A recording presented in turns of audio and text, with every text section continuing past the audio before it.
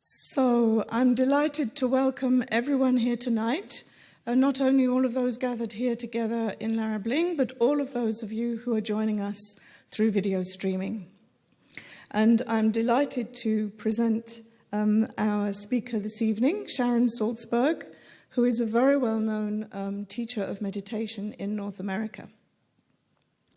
She first learned Buddhist meditation in Bodh Gaya back in 1971, and she studied with a number of different teachers in the East, particularly from the Burmese and Tibetan traditions. In particular, for those of you who might know some of them, she studied with Anagarika Munindra, Dipama Goenka, Sayadaw U Pandita, Tulku Urgen Rinpoche, Nyushi Ken Rinpoche, and Tsonya Rinpoche. She founded the groundbreaking Insight Meditation Society in Bar, Massachusetts, in the USA, in 1974 with Jack Cornfield and Joseph Goldstein. And this was groundbreaking because they've had a huge impact and influence on teaching Buddhist meditation in the West. And she actually continues to teach courses and lead retreats there still now, to a wide variety of different audiences. And the practices she teaches are mainly rooted in the Theravada tradition. Sharon is also known as a best-selling author, especially in the English-speaking world, where she has numerous books, mostly on meditation and loving-kindness practice. And her latest book is called Real Happiness, The Power of Meditation, a 28-day program. And we're launching the French translation of that here right now. So Sharon has just finished leading a one-week loving-kindness retreat in Dzogchen Beara, which is Rigpa's meditation center, retreat center in Ireland. And this is the first time she's come here to Lerab Ling, which is our main meditation and retreat center in the south of France. This evening, she'll give a public talk that is being streamed worldwide and which is available through the streaming in English, French, Spanish, and German. So we would like to extend a very warm welcome to you, Sharon, and we're really looking forward to learning from your experience this weekend. Thank you so much for coming. Okay, how's that? I don't know. Oh, there it is. Well, sadly, I cannot begin my remarks in French. I'll have to go straight to American English.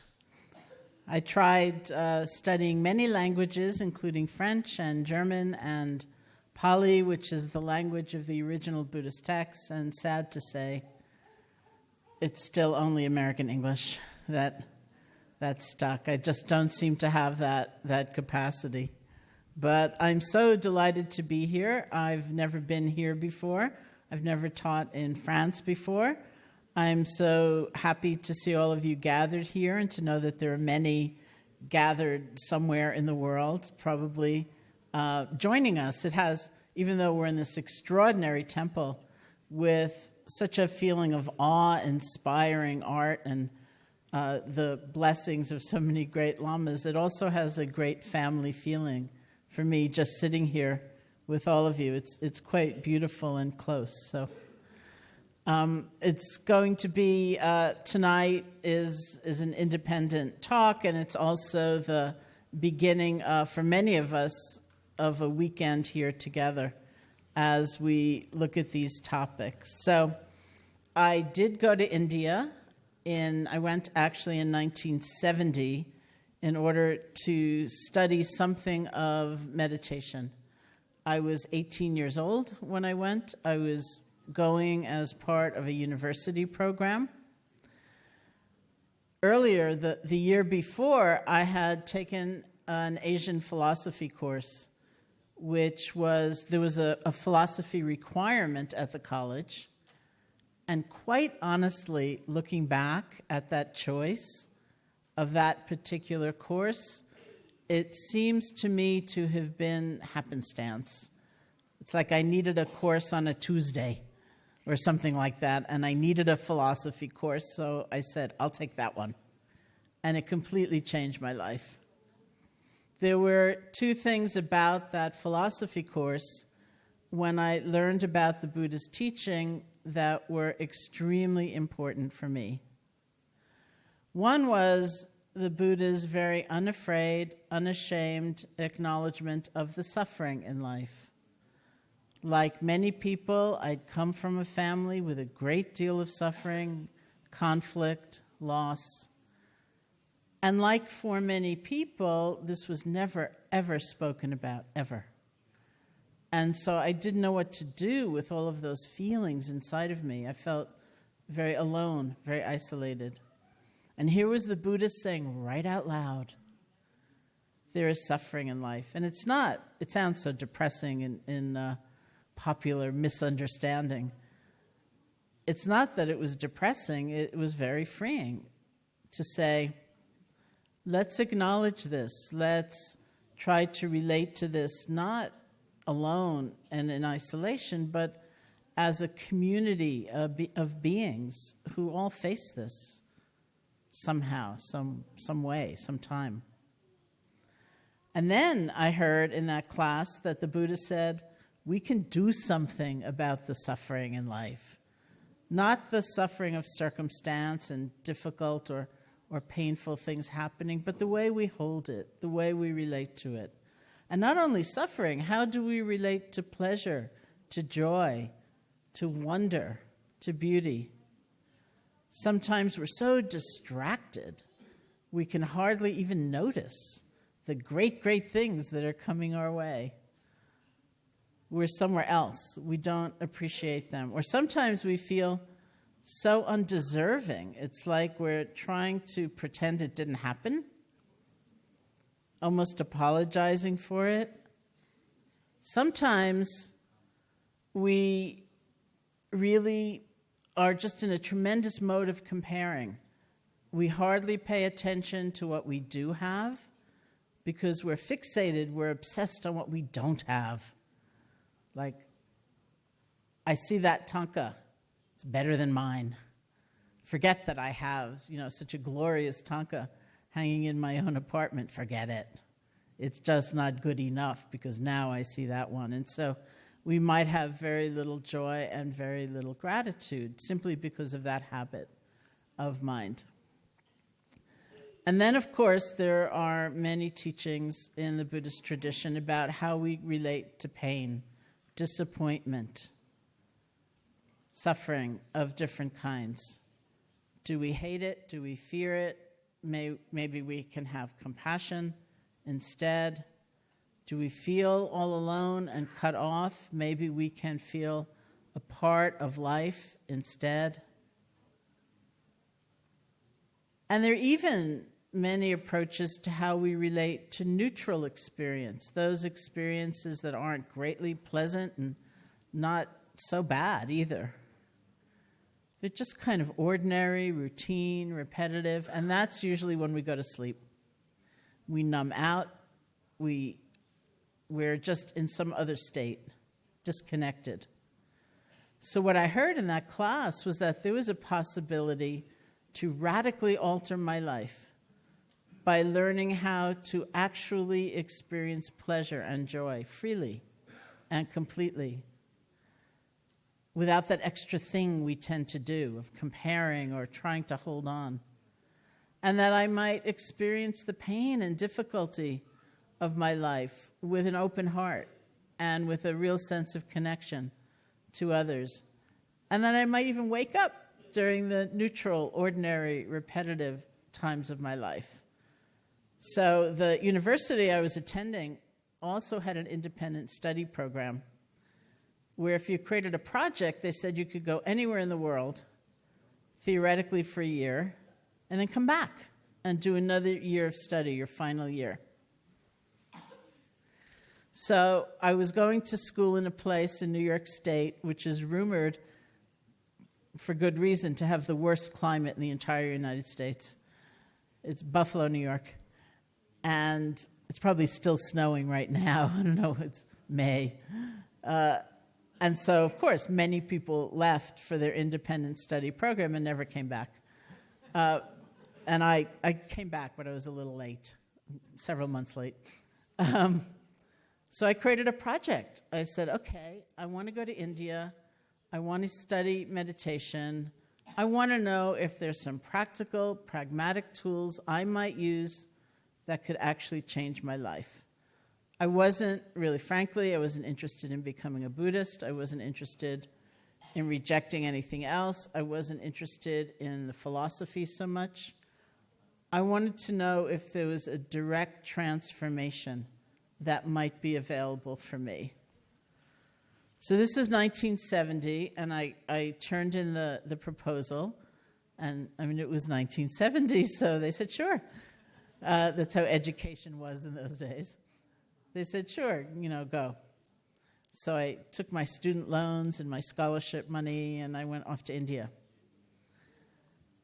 And it took a while to actually find the kind of situation that I was looking for, very pragmatic, very direct. And I finally found it in the context of an intensive 10-day meditation retreat led by S.N. Goenka in this town, Bodh Gaya, which is the town that has grown up around the tree, the descendant of the tree. They say the Buddha was sitting under when he became enlightened, so it's a very remarkable place, or it was, and I'm sure still is, in terms of that kind of intensity of vibration. And it's really extraordinary. So I walked into that Burmese compound, that monastery, to start my 10-day intensive meditation retreat, never having meditated for one single second before in my life. And the very first instruction I received was, sit down and feel your breath. Just feel the natural flow, the sensations of your in and out breath. And I was quite disappointed. I thought, feel my breath? I came all the way to India.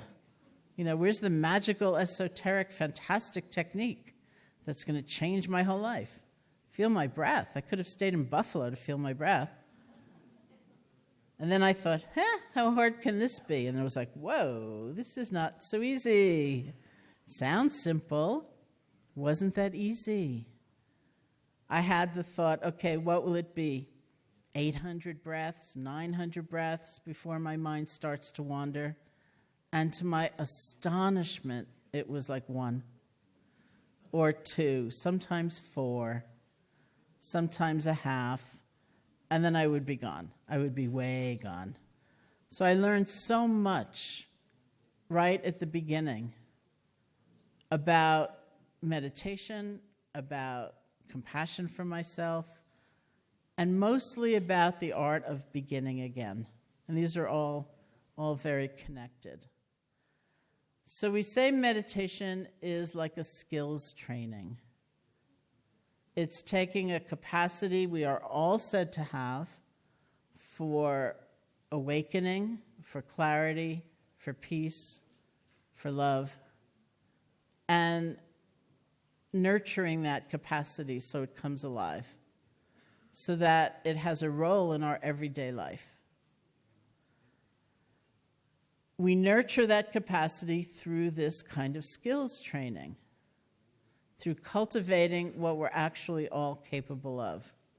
The first skill is concentration. And this is based on the recognition that most of us are fairly scattered, distracted, kind of all over the place. Not in every area of our life, maybe, but at least in some. And you don't have to be an experienced meditator to know that. We sit down to think something through, and we're gone. Our minds jump to the past, and we go over and over and over some situation, often one where we now have some regret. But we don't go over it with an eye to how to make amends. We just go over it and over it and over it and over it. Or our minds jump to the future, and we create a scenario that has not happened and may never happen. And we're just kind of spinning out, what if, this is going to happen, that's going to happen, it's going to be so bad. And we have such tremendous anxiety just based on that kind of fabrication. There's so many habits of mind that pull us away. The larger manifestation of that kind of scatteredness in our lives is a sense of fragmentation. It's the way we might have so much role identification. The way people say sometimes, I feel like I'm one person at work and a different person at home. Or my very favorite example of that, I was teaching once in New York City, and somebody said, I feel filled with loving kindness and compassion for all beings everywhere, as long as I'm alone. But once I'm with others, is really rough. And everyone laughed, for good reason. We pretty much recognize that state. Or it can be the other way around. We might feel fine when we're with others, and very ill at ease being on our own, by ourselves. So our lives can be very divided, very cut off. The process of concentration is a process of gathering. We gather all that scattered energy and attention, and we bring it together, and we rest, we settle. What the object is that we gather our attention around in the training could be anything. And so many different methods and styles and techniques of meditation will offer something different. A prayer, a mantra, a visualization, a sound, an image, sensation in the body, loving kindness, phrases. And often as a kind of baseline practice, a foundation practice, something like the feeling of the breath. My teachers urged at least some time using the breath as that kind of anchor for attention. For a number of different reasons. As one teacher said, one of my early teachers said, you don't have to believe anything in order to feel your breath. You don't have to call yourself a Buddhist or a Hindu or reject anything else. If you're breathing, you can be meditating. And then as one teacher said, I always felt quite charmingly, he said, the breath is very portable.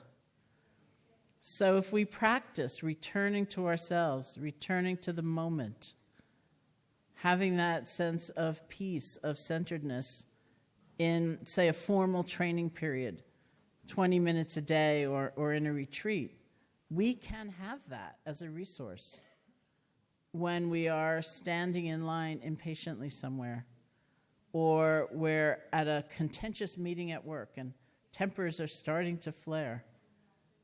We can be breathing.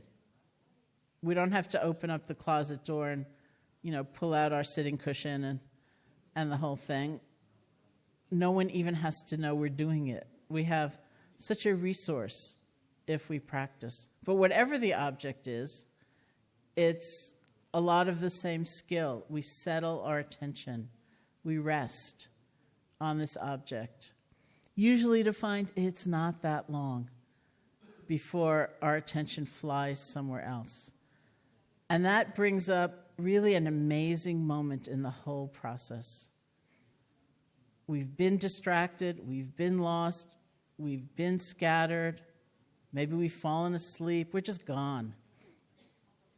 And then comes the magic moment when we realize, oh, it's been quite some time since I last felt a breath, or whatever. That's the moment that is really profound, because that's the moment we have the chance to be really different. So instead of chastising ourselves and blaming ourselves and condemning ourselves and feeling like we're a failure, that's the moment when we have the opportunity to gently let go. It's what Sonny Rinpoche called exercising the letting go muscle. We can gently let go and with great compassion for ourselves, bring our attention back to the feeling of the breath. That's actually the training. We're so funny sometimes in our conditioning because it tends to be more about accumulation and measurement. Like, oh, I can only be with 2 breaths today before my mind wanders. Tomorrow it'll be 15. Then it'll be 85. Or, wow, I'm signed up for the weekend, but if I get a big insight by Saturday afternoon, I can leave with my insight, and we're so driven in so many ways. But to understand this training is to understand differently. It's about learning how to let go more gently, learning how to begin again with more kindness toward ourselves. And that's the life lesson we actually want. We want in our lives, day-to-day life, to make a mistake and be able to begin again. To get lost and be able to begin again. To stray from our chosen course and be able to begin again. To lose sight of our aspiration and be able to begin again. Because any path is kind of like that. Any endeavor is kind of like that. We fall down, we have to start over. We may long for the great breakthrough moment to be able to say, 2 o'clock in the afternoon, I loved myself completely, and it was all done. But more likely, we fall down and we have to start over. And we can start over. We say that the healing is in the return, learning how to begin again. That's resiliency. That's open-heartedness. That's understanding the truth of change and transparency. That's actualizing our potential. Instead of blaming ourselves so harshly, to realize, oh, look at that. It's a new beginning. We can start over. So these are some of the ways that a quality like loving kindness or quality like compassion is threaded throughout our practice. When we're practicing concentration, when we're doing other kinds of methods or styles, it's still there somewhere. Because otherwise we actually could not successfully have that ongoing flow of practice. More commonly, what do we do? It's interesting. And experienced meditators here, I know that some of you are and some of you are not, and I think that's wonderful. They'll recognize this. You sit down, let's say your practice is what I just described, being with the breath. You feel a few breaths, and you're gone. And then you realize, oh, it's been quite some time since I last felt a breath. That is when the rant usually begins. I'm so bad. I'm so stupid. I'm so awful. I'm the only one in the room that's thinking. No one else is thinking. They're all sitting here in bliss. They're all sitting here bathed in brilliant white light. Now, what color is that light supposed to be? Is it golden? Is it blue? Is it white? I can't remember. Anyway, it doesn't matter. I don't have any light. They all have light. They're all probably enlightened. And anyway, they're not thinking. Or maybe they are thinking. But they're thinking beautiful thoughts. They're thinking spiritual thoughts. They're thinking loving thoughts. I'm the only one who's thinking about the system of roundabouts in France. Why am I thinking about the system of roundabouts in France? I'm not in charge of the roadworks in France. Anyway, I don't even understand them. But, I'm so bad, I'm so stupid, right? That's more common than gently letting go and beginning again. But what happens as a consequence of that? First of all, maybe we've taken a very short distraction and we've added some huge length on top of it. And it's so exhausting. It's so demoralizing. Instead, we will make much more progress by, in effect, forgiving ourselves and starting over. So we'll keep coming back to this theme because it's very, very important. How we activate loving kindness and compassion for ourselves in all these different ways, and how that becomes the basis for all of our growth and change. So we start often with concentration.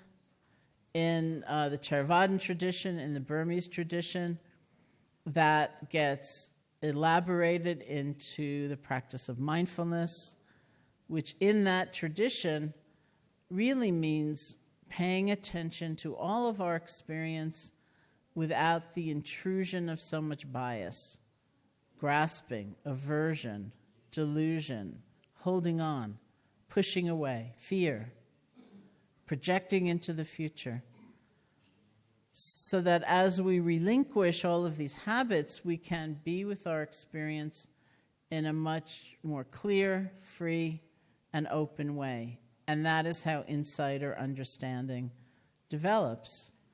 I don't know about France, but certainly in the United States, mindfulness is now an enormously popular word, which I find very amusing. When I first came back from India, I came back to finish school well over a year after the time I left, but I did go back, I finished college, and then I went right back to India. So I came back finally in 1974.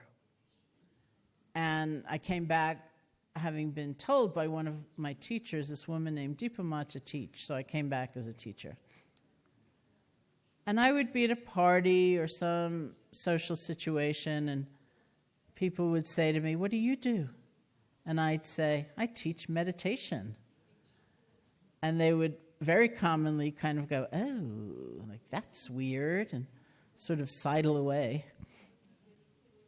Whereas now, all these years later, even some odd situations, sometimes like going through immigration, for example, back into the country, someone will say, "What do you do?"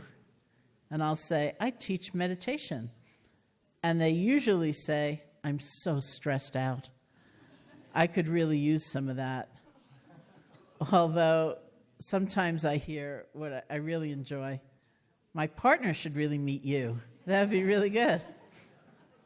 I find that a lot of fun.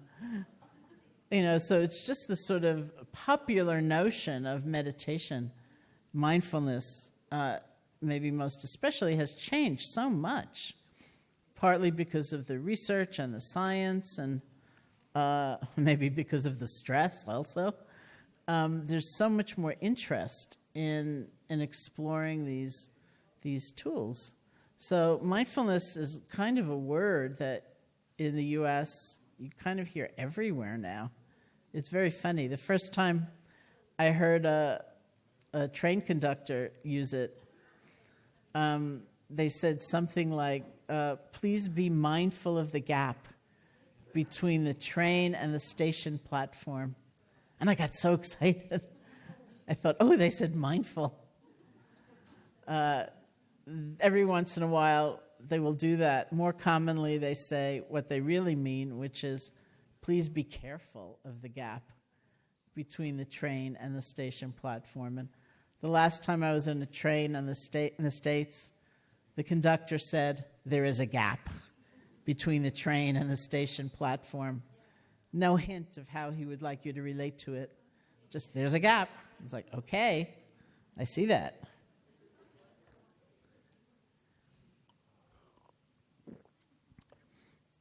But classically, in the Burmese tradition, this is what mindfulness means. It's not just knowing what your experience is, like the warmth of the teacup or the smell of the tea. It's knowing in a certain way so that one isn't grasping or pushing away.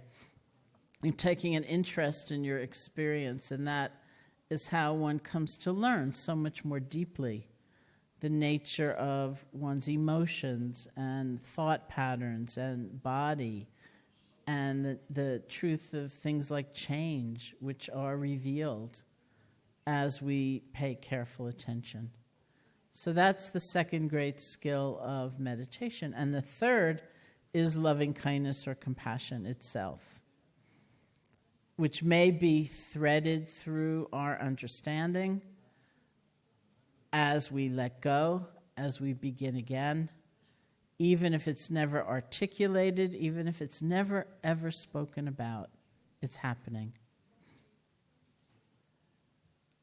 It's said that loving kindness and compassion also grows through insight, through wisdom, through seeing more clearly, understanding things as they actually are, especially based on a truth of interconnection, understanding that our lives have something to do with one another, that we live in an interconnected universe.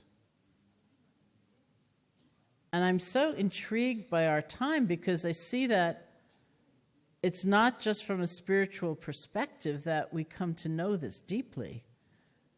We can pay attention to the environment, to environmental consciousness. We can pay attention to economics.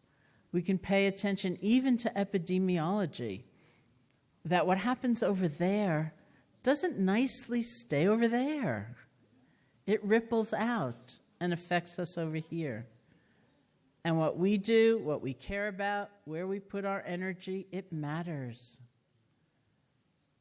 Because our actions also ripple out over there. We live in an interconnected universe.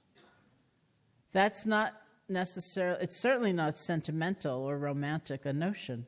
It's not even always very pleasant. I don't know if you had the movie here, Contagion. I don't know if you saw it. I have a friend who, many years ago, when we were living in India, was a doctor in the anti-smallpox campaign. And so he was a technical advisor on this film. So he brought me to the opening, like the premiere in New York City. And it was basically the theme of the movie was someone in Hong Kong has a very bad day on day 1, and by day 4, half the earth is wiped out. And they modeled it. You know, this wasn't just like fantastic or fanciful. They modeled it out as a possibility for us. And it was the kind of movie where, if you sneezed or something, everyone else in the theater was like, oh my God, where have you been? What do you have? So it's not always a nice notion that's comforting and gives us solace. It just happens to be true that we live in an interconnected universe. Our lives all impact one another. And if we understand this deeply, the response of the heart to this inclusion is loving kindness. Loving kindness doesn't mean you like everybody. It doesn't mean you approve of everybody. But you know deeply, deeply our lives are linked all to one another. So sometimes I use this example. I have a colleague named Bob Thurman who's a professor of Buddhist studies at Columbia University. And he uses this example a lot, which is very New York, so you may have to mentally translate. He says, imagine you're on a subway and these Martians come and they zap the subway car so that those of you who are in the car are going to be together forever. So what do? If somebody's hungry, you feed them. If somebody's freaking out, you try to calm them down. Not because you necessarily like them, but because you're going to be together forever. So guess what? It's kind of true in a way. We can respond to one another from that place of understanding. That's loving kindness. So often when I use that, I use that image quite a lot. I think I use it much more than Bob does even. So then I sometimes add this other story where I was in New York City on an airplane at one of the airports trying to fly to Tucson, Arizona. I was going to hear the Dalai Lama give a series of talks. And I was going early because I myself was going to give a lecture before he began teaching. So I ended up sitting on this airplane for about 4.5 hours in what, looking back, I sometimes now call the breakdown of civilization. It was getting hotter and hotter and hotter, and people were getting angrier and angrier, and they're screaming and yelling, "Get me off this airplane." At one point, the pilot sort of took command. He got on the PA system, and he said, "No one is leaving this aircraft." But I myself, I wasn't feeling all that good either. I couldn't reach the people in Tucson who were supposed to pick me up, so I was concerned about them. I kept thinking, I'm paying rent in New York City. If I could only get off this airplane, I could go back to my apartment for the night. I could try again tomorrow. And then I remembered that image of Bob's, which he uses and which I use so much more. Imagine you're on a subway, and these Martians come, and they zap the subway car so that those of you who are in there are going to be together forever. And I kind of looked around the airplane, and I thought, maybe these are my people. And it was so interesting because I realized some amount of my distress was the thought, how long am I going to be stuck with these people? And I thought, okay, forever, deal. So it's not always this lovely thought, but it is true. Our lives are all connected to one another. And the more we respond from that place, the more we are responding from a place of loving kindness and compassion. It's knowing that. It's like the Vietnamese teacher Thich Nhat Hanh. I don't know how close his center is to here, but Plum Village. But sometimes he'll hold up a vegetable, like we would call it a string bean. I don't know what you call it, but let's say he'll hold up a string bean, and he'll say, "Thank you. Now see the world." Because we can. And now we'll do a little exercise together in something along those lines. So I want you to think for just a few moments of who all might be involved in the fact that you're sitting here in this room right now.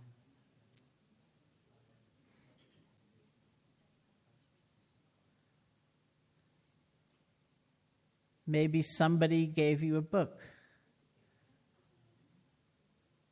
or told you about their meditation practice, told you about Lerab Ling. And those of you who are not sitting here in the room can do the same exercise. What's bringing you to be in front of your computer right now?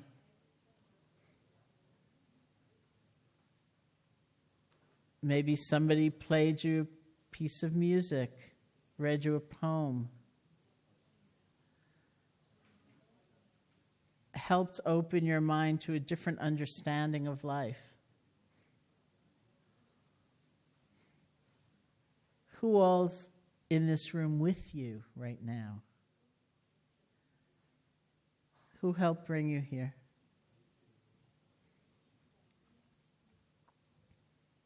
And just see how many people come up in your reflection.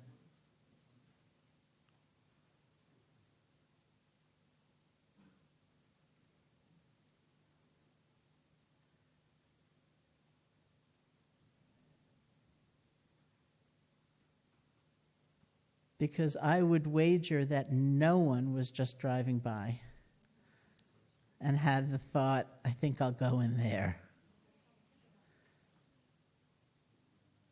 We're all brought here by a confluence of conditions, relationships, conversations, encounters.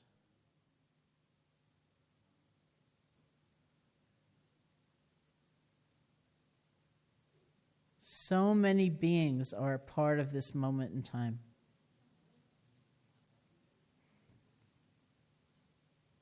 They're a part of every moment in time.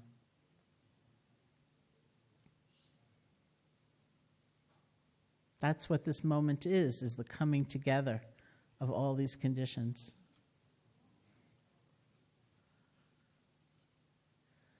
So sometimes I do this reflection and I think about the college body that gave me a scholarship.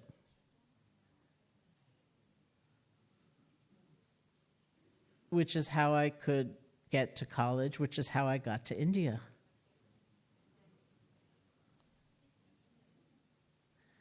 Because they're part of my sitting here right now, too.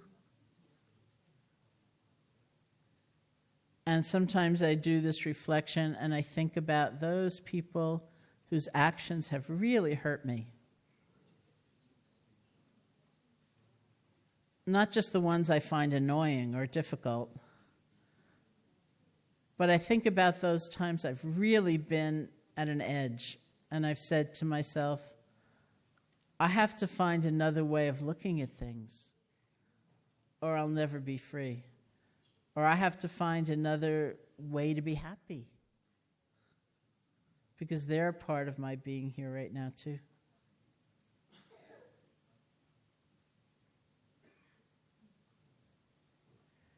Think about the food you ate today. Even if it wasn't a distinct animal product, somebody planted a seed in some soil. And there are creatures that live in that soil. And who planted that seed? Who harvested that crop? Who delivered it, prepared it, sold it to us? Every moment of life, every element of life is part of this web of connection.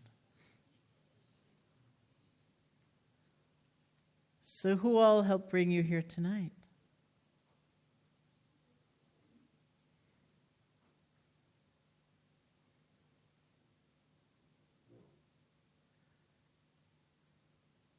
That's very much a vision of loving kindness.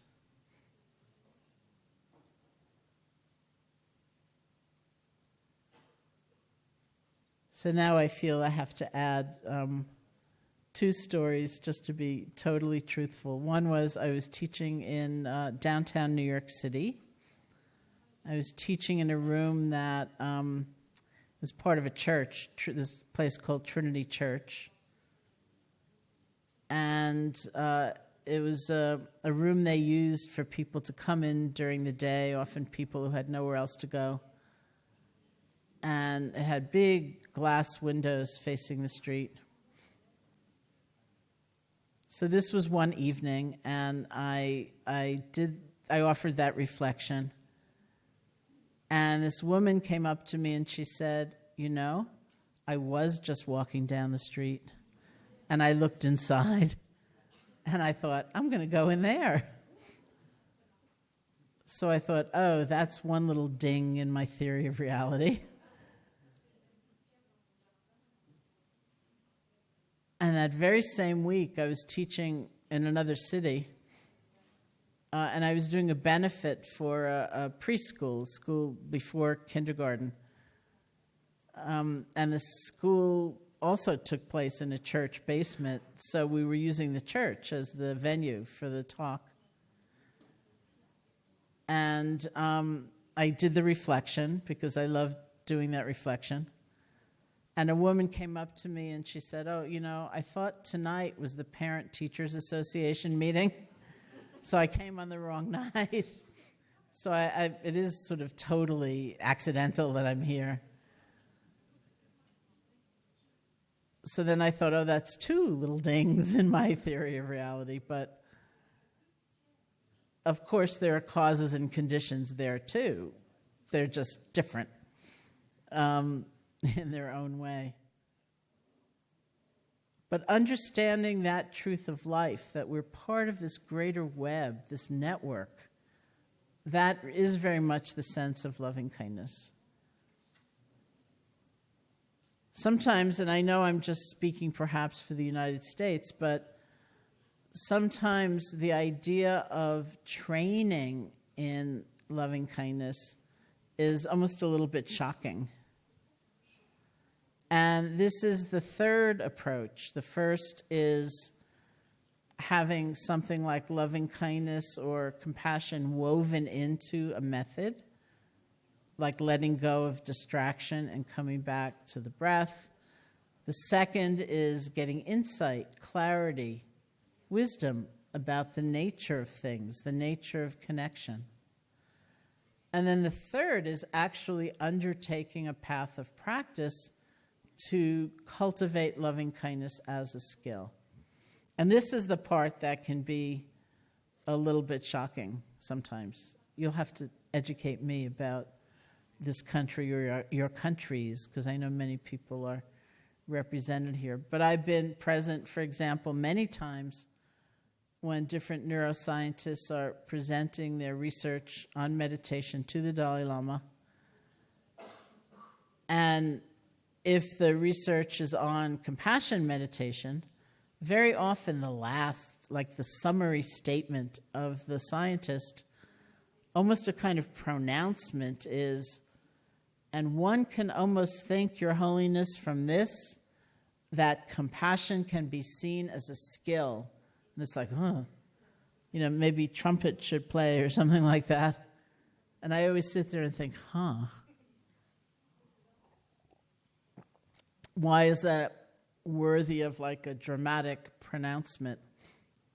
But I realize it is, because there is such an assumption, such a cultural assumption, at least in the States, which says that almost like compassion, loving kindness, compassion are like, it's like a gift.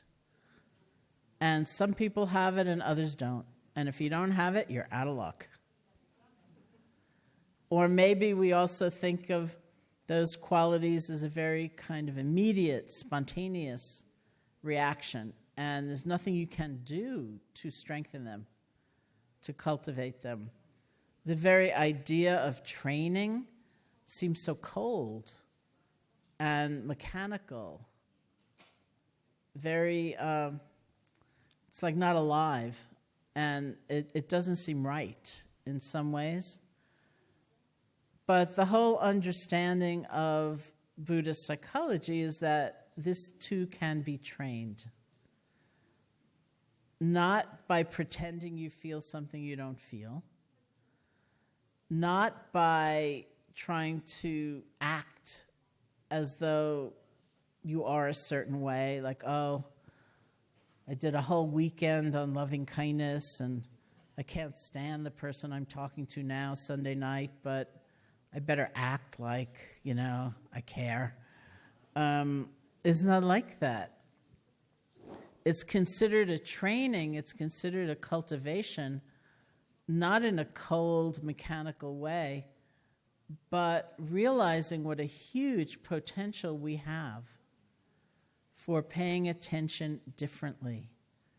And that is, it's like creating the ground so that those qualities can and will emerge. So just as one example, what if you are the kind of person who at the end of the day, you're looking back at your day almost as though to evaluate yourself, like, how'd I do today? And let's just say you're the kind of person who pretty well only remembers the mistakes you made, the things you didn't say quite right, that really stupid thing you said at lunch at the meeting, let's just say. So much so that your whole sense of who you are and all that you will ever be just collapses around that stupid thing you said at lunch at the meeting. The practice of loving kindness is almost like saying, anything else happened today? Anything good within me? But it's not phony and make-believe. It's not like insisting, wasn't that a brilliant and witty thing I said at lunch at the meeting? Maybe it was really stupid. And there are consequences for that. But that's not all that we are, ever. So it's that collapse, that rigidity, that over-identification. That's what we're challenging. So sometimes I call the practice of loving kindness like a stretch. We're so used to paying attention in a certain particular kind of way, we're going to stretch. We're going to experiment. We're going to see what it's like to pay attention in a different way, from a different angle. Not untrue, not inauthentic, very true, very authentic, but maybe not what we're so used to, what we're so accustomed to. So it takes a little bit of boldness, a little bit of courage to step out of that kind of narrow passageway we're accustomed to see what life is like, how we view ourselves differently, how we view connection differently. That's the nature of the training. It's taking some risks, being willing to be different, stretch the way we pay attention. So there's nothing phony like insisting you feel something or covering over maybe some difficult and turbulent feelings. It's not like that.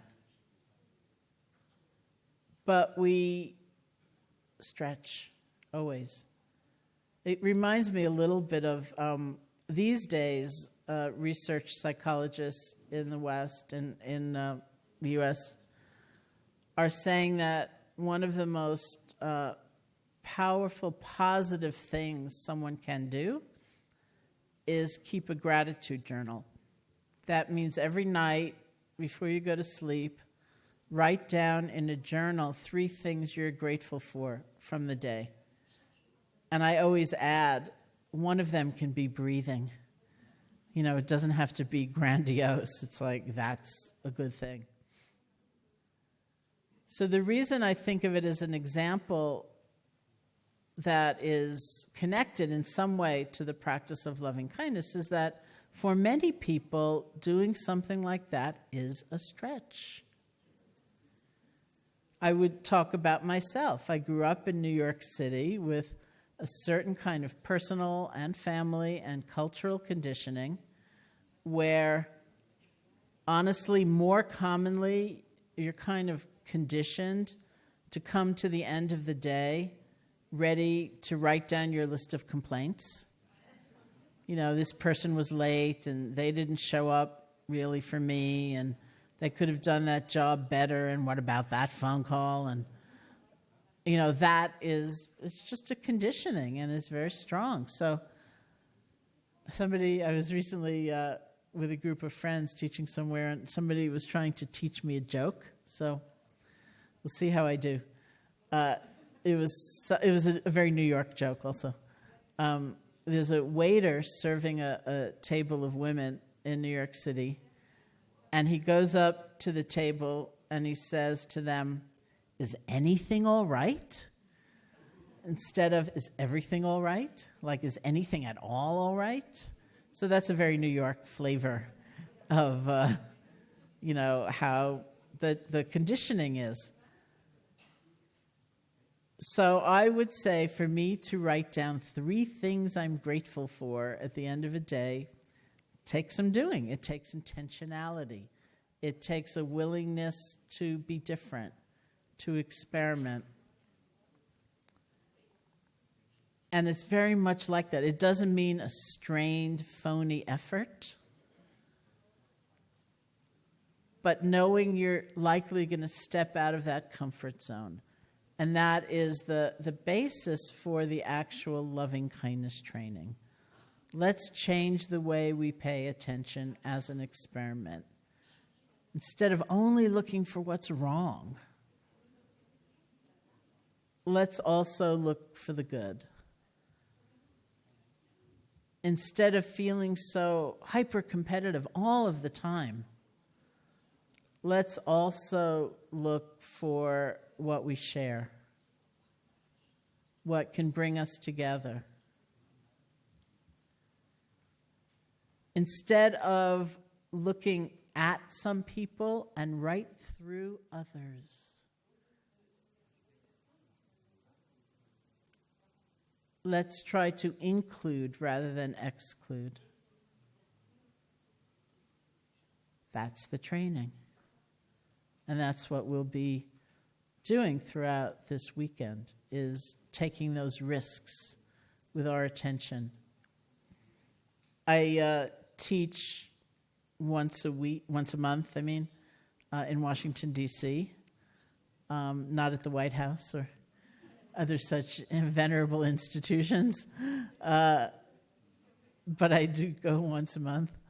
And I often go beyond that also for day-long or weekend events to teach. And the venue that was rented for those longer events used to be a school, an elementary school, for young children. So I think they've since torn down the building, so we don't use it anymore. But it was a wonderful, wonderful venue for a day-long retreat, because the school had its own internal rules of kindness. And the walls were just lined with those rules. So when we would take a break and we would go to do walking meditation, say, we would all go into the hallways and we would read the rules of kindness over and over again. So they included things like, don't hurt anyone on the inside or on the outside. And my very, very favorite rule of kindness was, everybody gets to play. Everybody gets to play. Everybody counts. Everybody matters. Doesn't mean everybody becomes your best friend. But everybody gets to play. So that's the training. We also confront all kinds of things that may come up. Sometimes, even though one is interested and willing to try, there's also a kind of fear or reaction, uncertainty. Is loving kindness the same as being weak? Is it the same as giving in? If I were to be more loving, would I just let everyone take advantage of me? But this is the nature of an exploration, really. My first book, I don't know if it's here, the first book I wrote was called Loving Kindness. So that's, of course, what it says in big letters on the cover. And I have a friend, he's maybe 40 years old, something like that. He told me that he was reading the book on the New York City subway, and he was so embarrassed to be seen reading a book called Loving Kindness that he was trying to place his fingers over the title so nobody could see what he was reading. And I thought, my God, it's like pornography or something. It's so weird. We can feel like, I don't know, this is too sentimental. This is too weak. This is too passive. And so we face some of that. We're challenged by some of that. But the beautiful thing about one's own experience is that it takes us beyond the words and those ideas and assumptions, so that we can know directly for ourselves that this is a creative, alive, dynamic relationship. It's not just giving in and being all sentimental. It's something very, very different. So that's the nature of our experiment. It's the nature of our community in coming together for this time, this evening, or this weekend, or whenever you may be watching this. It's a tremendous thing that we're willing to look that deeply at the nature of things, at the nature of happiness, suffering, aloneness, connection, and come to a kind of realization on our own. So I'd love to do some meditation practice with you a little bit. So I'm going to guide you through first that exercise that I began with the breath, and then we'll do a little bit of loving kindness meditation to close. And so I know some of you are really new to meditation practice, and that's great. We'll just practice together. So you can sit comfortably. One of the things we talk about as a principle, an underlying principle of meditation practice, is balance. And we'll look at all kinds of ways we work with balance. Balance between loving kindness and compassion for ourselves and loving kindness and compassion for others. We'll look at the balance between compassion for someone and a realization it would be wrong to just give in. We'll look at balance between having tremendous compassion for someone and realizing we can't fix their situation.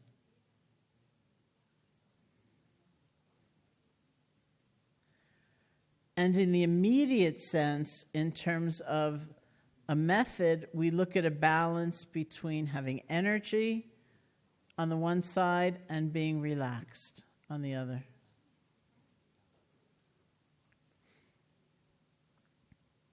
So some of that is said to be reflected right away in our posture.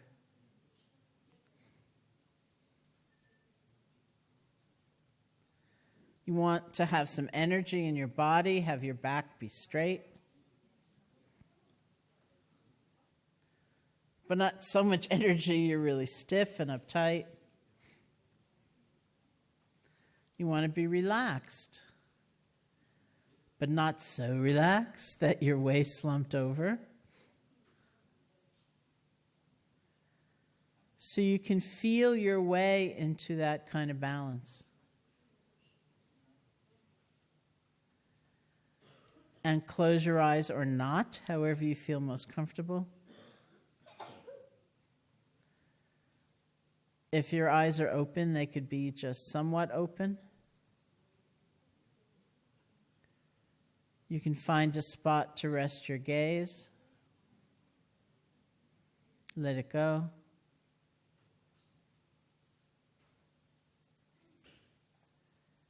We can start just by listening to sound.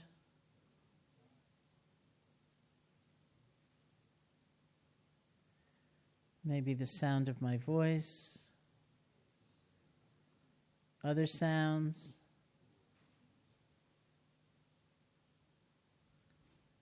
It's a way of resting deep inside,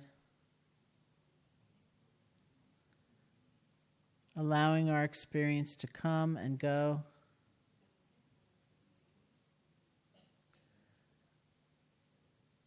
Of course, we like certain sounds and we don't like others.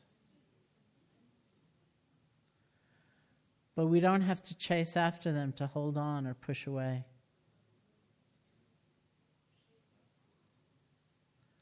Let them come, let them go.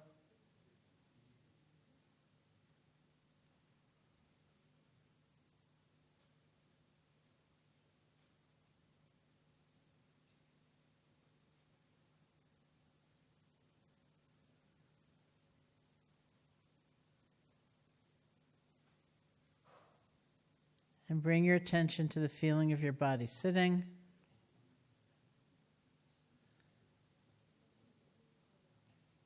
Whatever sensations you may discover.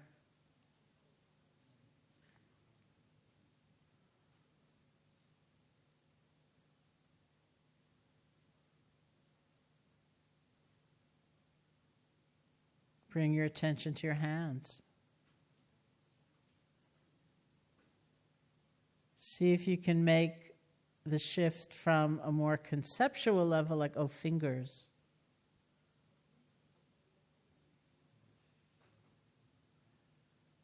to to the world of direct sensation.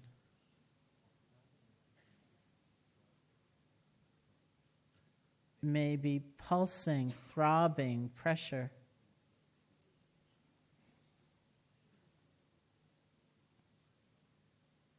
You don't need to name these things, but feel them.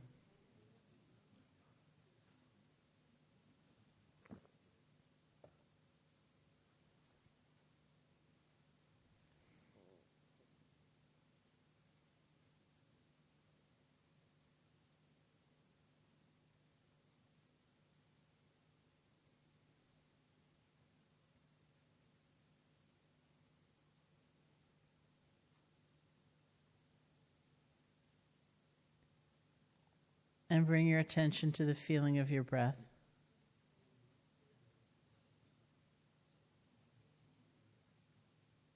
So in this system, it's the normal, natural breath.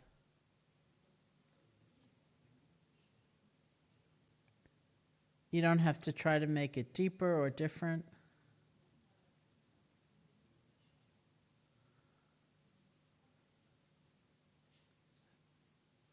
See if you can find the place where you feel the breath most clearly.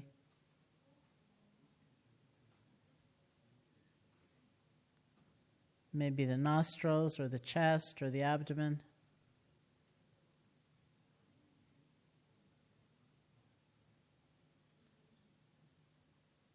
And see if you can feel one breath.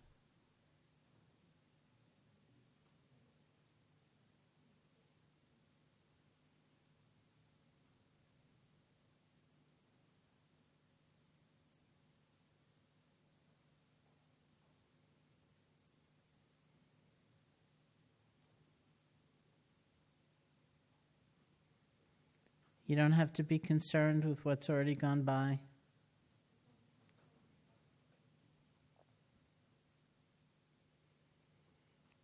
You don't have to lean forward for even the very next breath.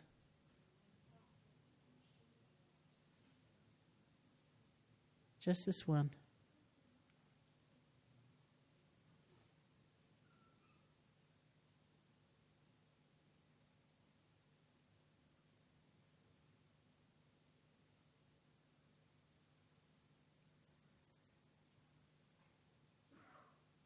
And if you like, you can use a quiet mental notation for the breath.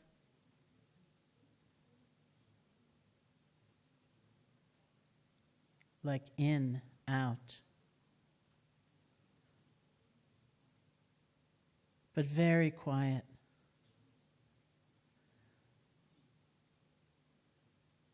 So you can really feel the breath.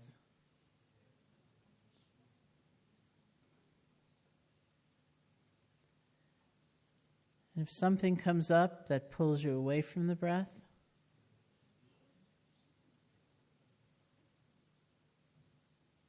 you get lost in thought, spun out in a fantasy, or you fall asleep, don't worry about it. Remember the moment you realize you've been gone is the most important moment.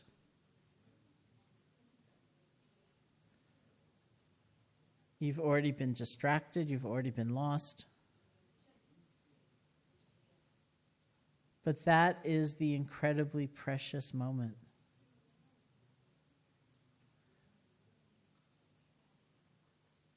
Where we have the chance to gently let go. And with great kindness toward ourselves, begin again.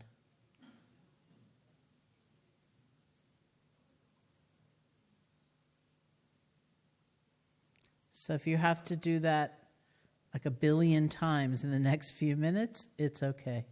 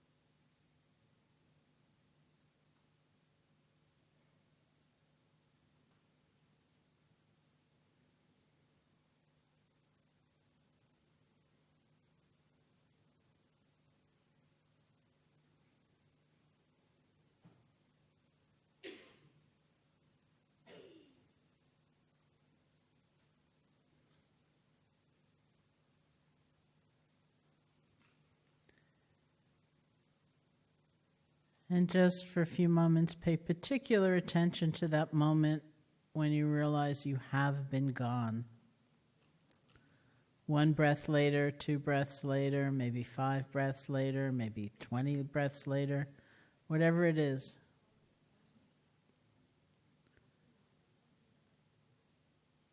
How do you speak to yourself? How do you relate to yourself?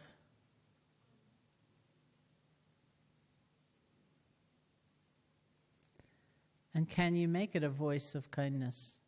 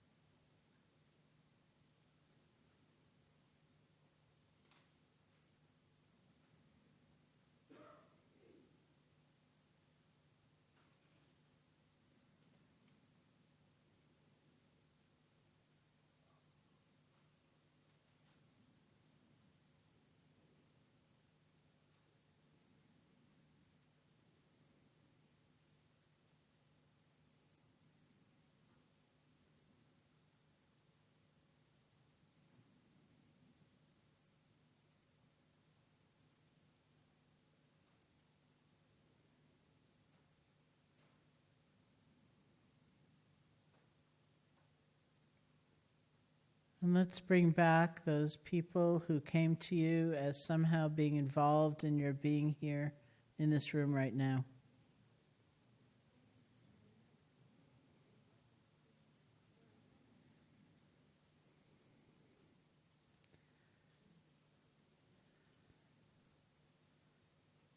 And you can wish them well. There may be some words or phrases that come to mind.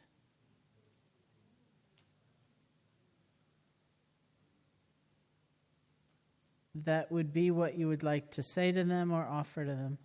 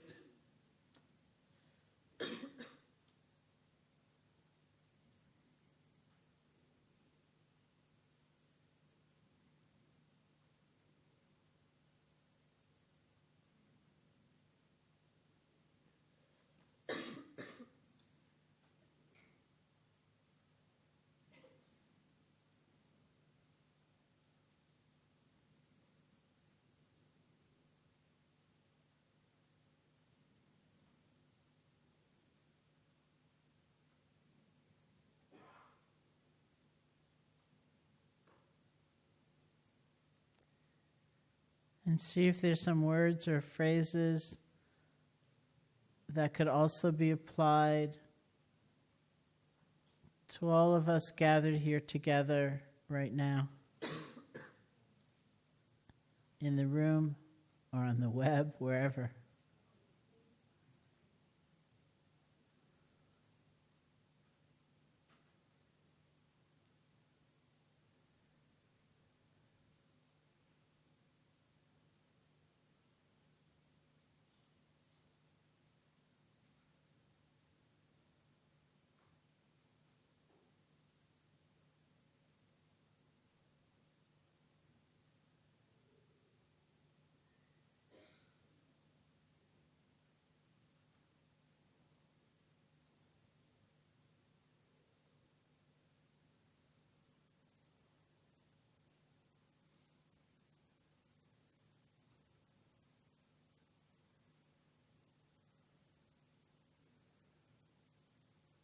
My own wishes are usually,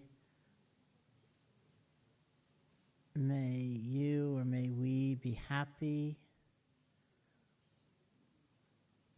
be peaceful,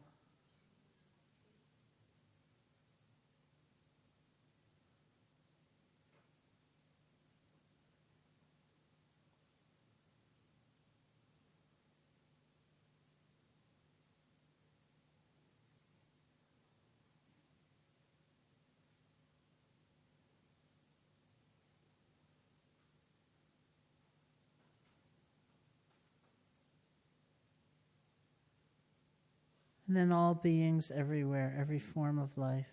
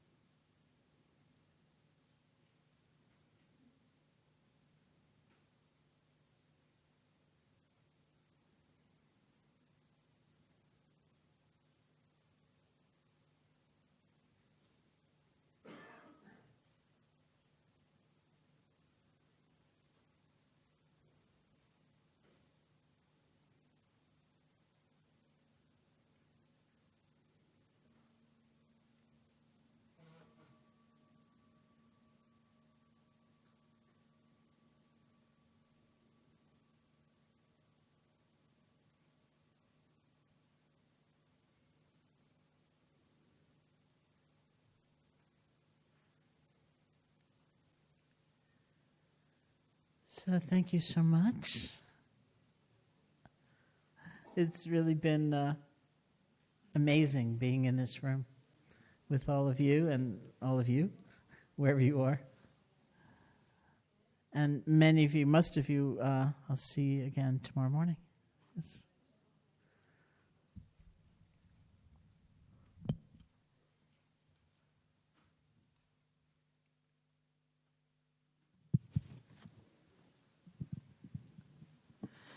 So, for everybody, including the people on the streaming, this is the thank you so much for this evening, Sharon. And this is where the streaming will end. So, thank you for everyone who's joined. And we'd just a couple of points for the people on the streaming. If you'd like to make a donation, excuse my husky voice, if you'd like to make a donation so that we can continue offering teachings like this through streaming, then you're welcome to make that on the video streaming website. And then also, just to let you know that we will be uploading this teaching on the website in a few days' time, so that you can watch it again or, tell your friends about it. And it'll be up there in different languages for an extended period of time. And the website should be appearing on your screen for the streamers. And for anyone here who would like to watch this again, the website is video streaming, all in one word, .rigpa.org. And that's where we put up all the different talks like this that we make available through the streaming. So thank you so much.